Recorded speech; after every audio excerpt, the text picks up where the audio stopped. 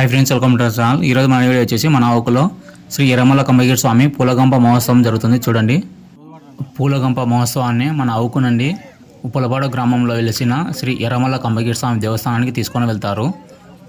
చూడండి, full video మన ఛానల్లో పెడతాను. చూడండి.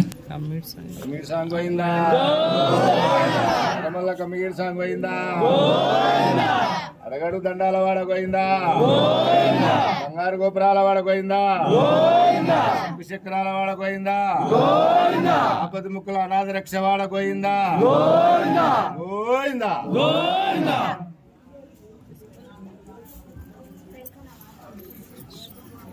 గోవిందా